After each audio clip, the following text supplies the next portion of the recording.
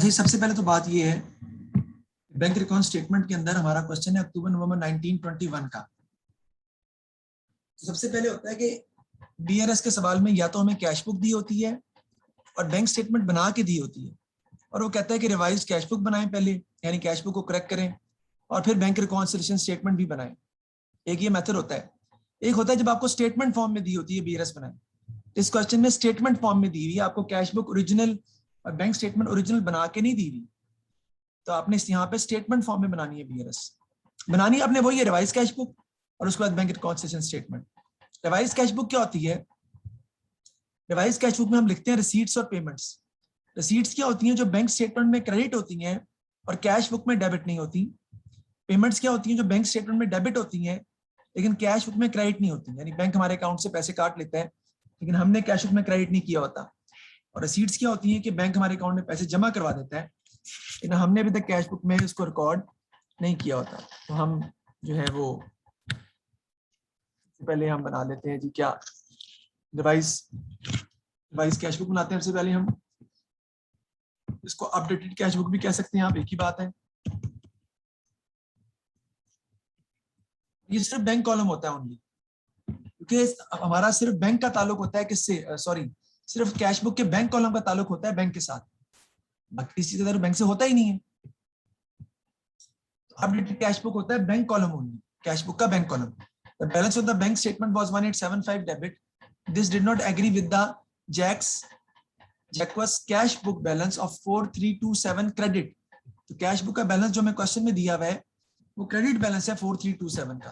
तो मैं right side पे लिखूंगा ब्रॉड डाउन बैलेंस जो मुझे दिया हुआ है कितना, 4327, ये मैंने लिख दिया है। अब डेबिट साइड पे क्या आपके आ जाएंगे रिसीट्स और क्रेडिट पे क्या आ जाएंगे आपकी पेमेंट्स। वो चीजें जो बैंक स्टेटमेंट में रिकॉर्ड हो गई हैं, the following transaction were on record included only on the bank statement. ये वो ट्रांजैक्शन रिसीट्स और पेमेंट वाला दोबारा रिकॉर्ड बताइएगा। हुई है और कैश बुक में रिकॉर्ड नहीं हुई। अ payment of for wages of 850, bank ने हमारे अकाउंट से वेजेस की पेमेंट काट ली थी 850, लेकिन हमने अभी तक उसे कैश बुक में क्रेडिट साइड पे रिकॉर्ड नहीं किया हुआ, तो आपको रिकॉर्ड करना पड़ेगा पेमेंट साइड पे जी। पेमेंट्स क्रेडिट साइड पे आएंगी और रिसीट्स डेबिट पे, है ना? हाँ जी बिल्कुल। जैसे कि नेक्स्ट देखिए, a transfer of 3500 from Smith, पैसे ट्रांसफर हुए थे स्मिथ से कस्टमर से हमारे अकाउंट में। अ क्रेडिट कस्टमर हमारे बैंक में बैंक स्टेटमेंट में रिकॉर्ड हो गए क्रेडिट साइड पर, लेकिन हमने अभी तक ये पैसे कैश बुक की डेबिट साइड पर रिकॉर्ड नहीं किए हुए, तो आप रिकॉर्ड करेंगे यहाँ पर नाम क्रेडिट ट्रांसफर के नाम से भी आप लिख सकते हैं, और इसकी अमाउंट कितनी है 3500।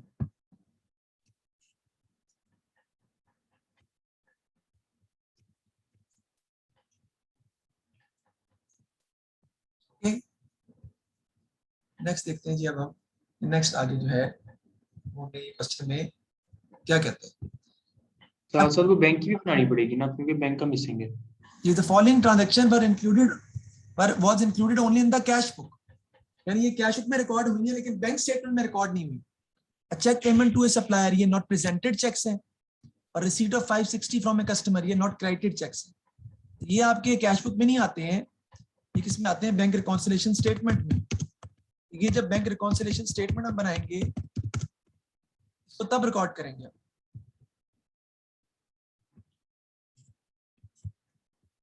बात की बात है।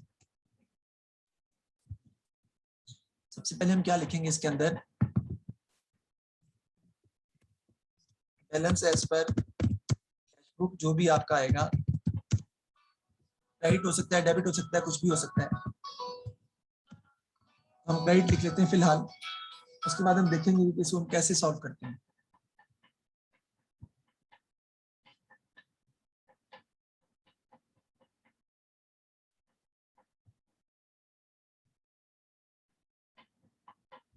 जी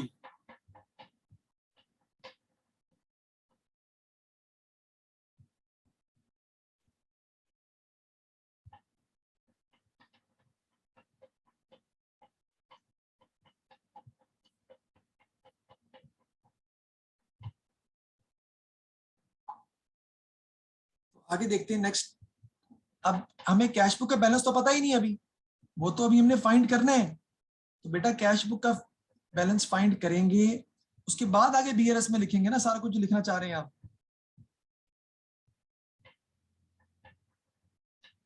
तो हम देखते हैं कि और कुछ चीजें जो कि कैश बुक में आनी है, उसके लिए नीचे जाना पड़ेगा। The following errors had also been identified. A direct debit payment for insurance of 180 had been incorrectly recorded on the bank statement as 108।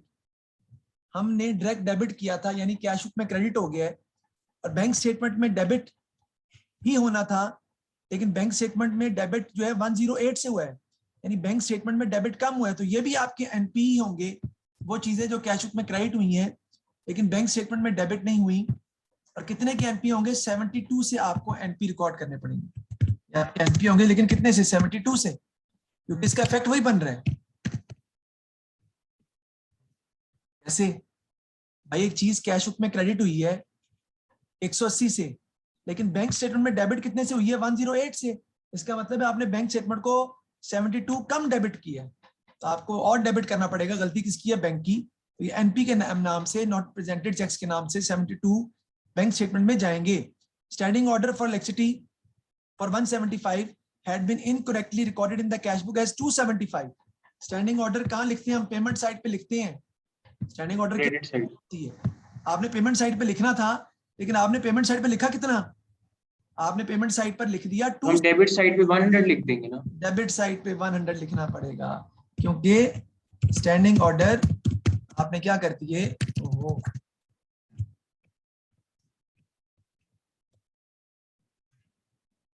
Overpass कर दिया आपने स्टैंडिंग ऑर्डर। डेबिट साइड लिखना पड़ेगा 100। आगे देखते हैं नेक्स्ट क्या कहते हैं। Bank interest paid 75 had been recorded as interest received in the cash book। से क्रेडिट साइड पे लिख देंगे डबल अमाउंट से। हमने बैंक इंटरेस्ट पेड किया था, हमने रिसीव में लिख दिया, तो क्रेडिट साइड पे दोबारा करना पड़ेगा आपको डबल अमाउंट से। बिल्कुल लिखूंगा मैं बैंक इंटरेस्ट डेबिटेड, गलत डेबिट किया ना आपने, और अमाउंट कितनी आ जाएगी डबल अमाउंट से, यानी 150। टोटल कर लेते हैं इसका, देख लें क्रेडिट साइड आपकी बड़ी आ रही है,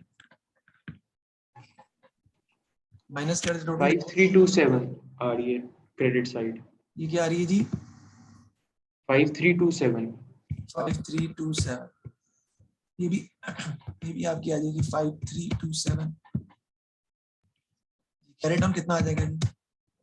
1727 1727। और यही carry down balance as per cash book credit नीचे चले जाएगा 1727 से। अगर कैश बुक का क्रेडिट बैलेंस हो एनपी क्या हो जाते हैं? माइनस। और अगर कैश बुक का क्रेडिट बैलेंस हो एनसी क्या हो जाते हैं? ऐड। ये होता है ना। अगर जी। तो फिर हम एनपी ऐड करते हैं, एनसी माइनस करते हैं, तो हम यहाँ पर लिख देंगे जी लेस अनप्रेजेंटेड चेक्स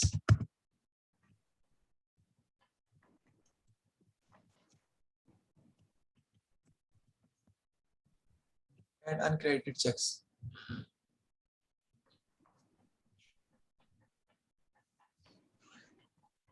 सबसे पहले जी आपके अनप्रेजेंटेड चेक्स कौन से हैं? एक तो 340 के हैं और प्लस 72 ये वाले भी हैं। 340 तो हैं, प्लस 72 दूसरे वाले भी हैं, दोनों को करना पड़ेगा आपको। 340 प्लस 72 कितना हो जाएगा? 412। या क्या कर देंगे? माइनस कर देंगे। कर दें माइनस, कितना आता है? 1315 1315। अनक्रेडिटेड चेक्स ऐड कर देंगे, वो एक ही दिए हुए हैं आपको। Receipt of 560 from a customer not yet recorded in the bank statement. 560 आपका आ जाएगा जी, यहाँ पे ऐड हो जाएंगे। आपका आंसर आ जाएगा 1875 नहीं 2435 435। नहीं 1875 ठीक। आपका शुरू हमने किससे किया था? कैश बुक के बैलेंस से। इसमें चलेंगे बैलेंस एज पर स्टेटमेंट। अगर ऊपर आपका क्रेडिट होगा तो नीचे क्या हो जाएगा? डेबिट। लेकिन अगर आंसर नेगेटिव में आ रहा हो फिर दोनों बैलेंस सेम हो जाते हैं। अगर ऊपर डेबिट है तो नीचे भी डेबिट होगा, ऊपर क्रेडिट है तो नीचे भी क्रेडिट होगा, अगर आंसर सेम आ रहे हो, अगर आंसर नेगेटिव में आ रहे हो। तो देखिए वो बैलेंस्ड बैंक 1875 डेबिट ही आ रहा है, तुम्हारा 1875 डेबिट ही निकला है, लेकिन आंसर नेगेटिव में आता तो फिर हम दोनों सेम ले लेते।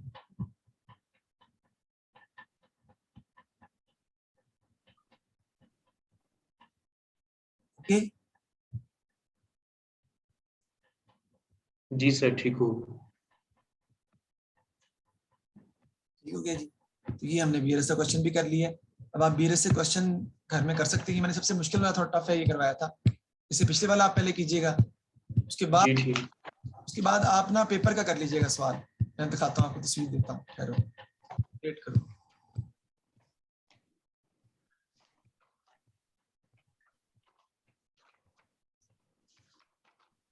तेरी खैर,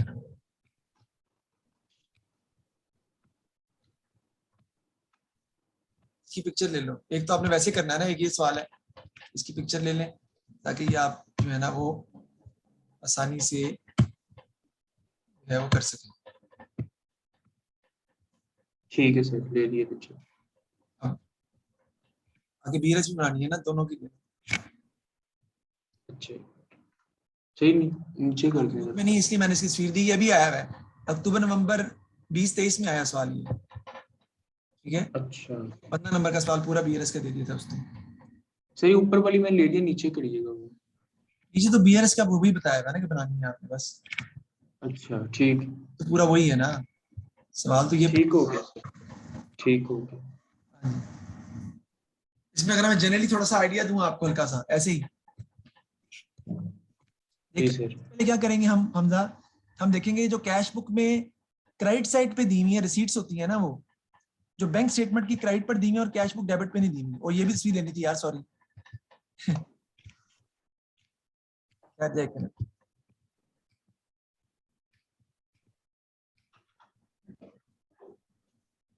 इसकी भी तस्वीर लेनी है ना, अच्छा बैंक स्टेटमेंट है ना ये तो। जी सर, ले लिया। अगर करीब से लेनी तो ये बड़ा करके भी ले सकते हो।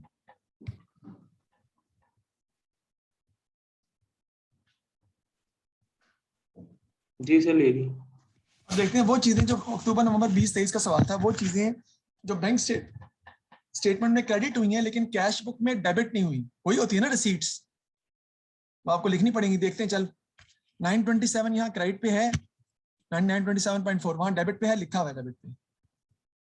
927 यहाँ क्रेडिट पे है, ये रहा, जी सर, वहाँ लिखा हुआ, हाँ भी जी लिखा हुआ ठीक ये है। रहा। आगे 184.95 यहाँ क्रेडिट ट्रांसफर पे है, वहां डेबिट पे है ये जी रहा। 841 841 भी है। क्रेडिट पे है, वहां है। 229.48 यहाँ क्रेडिट पे है, डेबिट पर नहीं है, तो ये नहीं। नाम से आप कैश बुक डेबिट साइड पर लिख देंगे क्रेडिट ट्रांसफर के नाम से। ओके, ठीक है। अब आती है बात पेमेंट्स की। पेमेंट्स क्या होती है, जो बैंक स्टेटमेंट में डेबिट होती हैं लेकिन कैश बुक में क्रेडिट। 334.8 डेबिट पे है, क्रेडिट पे है ये रहा। है, हाँ जी हाँ जी। 8.48 डेबिट पे है, क्रेडिट पे है। ये भी है। 723 वाला भी 7.23 है। है। 59.6 बैंक चार्जेस है, वो नहीं है, नहीं है। आपको लिखने पड़ेंगे क्रेडिट साइड पर कैश बुक की। ओके, ठीक हो गया। 172.8 डायरेक्ट डेबिट है, लेकिन क्रेडिट साइड पे लिखा हुआ है, नहीं लिखा हुआ, तो नहीं 172.8 भी आपको लिखना पड़ेगा। पड़ेगा। 1206.22 ये लिखा हुआ है आपका, इधर लिखा हुआ ये रहा। तो एक हम्म। आपकी क्रेडिट ट्रांसफर की 209.48 वो डेबिट पे आ जाएगी, और क्रेडिट पे आपके आ जाएंगे बैंक चार्जेस 59.6, और डायरेक्ट डेबिट 172.8। आप अपना कैरी डाउन निकाल लेंगे, और वो कैरी डाउन फिर आगे जाएगा किसमें, बैंक रिकॉन्सिलेशन स्टेटमेंट में जाएंगे। ठीक। और वो उसने शुरू किससे कर रहा है, balance as per bank statement से, तो कोई फर्क नहीं पड़ता। बैंक स्टेटमेंट का क्रेडिट बैलेंस होगा अगर, तो एनपी प्लस होंगे, एनसी माइनस होंगे। डेबिट बैलेंस होगा तो एनपी प्लस होंगे, एनसी माइनस होंगे। अब एनपी क्या होते हैं वो हम देख लेते हैं। जो कैश बुक में क्रेडिट है लेकिन बैंक स्टेटमेंट में डेबिट नहीं है, थोड़ा सा छोटा करते हैं जरा ताकि दोनों सामने आ जाए, ठीक है ना। तो कैश बुक में क्रेडिट है लेकिन बैंक स्टेटमेंट में डेबिट पे नहीं है। 118.48 है, 276.93 है, नहीं है, 276.93 नॉट प्रेजेंटेड चेक्स हैं, ये क्या हो जाएंगे, माइनस हो जाएंगे। है 334 है 1206 है, 985 नहीं है। 985 भी नहीं है। तो 2.2 एनपी आपके दोनों को ऐड करके आप माइनस कर देंगे, अब एनसी देख लेते हैं, जो कैश बुक में डेबिट होते हैं लेकिन बैंक स्टेटमेंट में क्रेडिट नहीं होते। तो 927 है, 184 भी है, 841 वो भी है, 771 नहीं है, 773.25 नहीं है, और 625.48 वो भी नहीं है। ओ सॉरी, 620 बैलेंस है ना, एक ही नहीं है, 773.25 नहीं है, तो वो क्या हो जाएंगे, हमारे ऐड हो जाएंगे। तो आपका आंसर आ जाएगा दोनों, और दोनों का आंसर सेम आएगा। आपने बैंक स्टेटमेंट किस अमाउंट से शुरू करनी है? बैंक स्टेटमेंट 139.39 से। कैश बुक किससे शुरू कर रहे हैं? 625.48 से। बैंक से किससे शुरू होगा? कैश की समझ लग गई। कैश बुक किससे शुरू कर रहे हैं आप?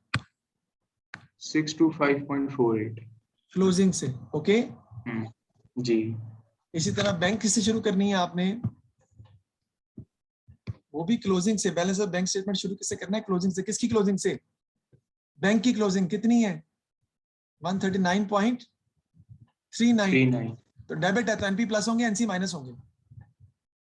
ठीक है, तो सर जब हमने कैश बुक बनानी है, जो चीजें मिसिंग है सर वो लिखनी है, बाकी भी सारी लिखनी है? नहीं, बस वही लिखनी होती है जो मिसिंग है। हाँ जी, ठीक होगी। इससे आएगा, स्टार्ट होगा। ठीक हो गया सर। क्योंकि डेबिट बैलेंस है इसलिए एनपी जो है वो माइनस, एनपी प्लस हो जाएंगे, एनसी माइनस हो जाएंगे।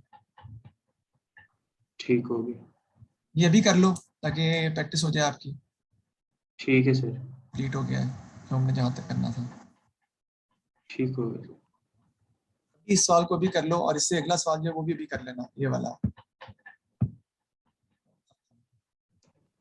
ये भी कर लो, इससे अगला क्वेश्चन जो है जो है ये 1421 वाला, ये भी कर लेना। जी ठीक है सर, कर लेना। चलें ठीक है, ओके। Okay sir.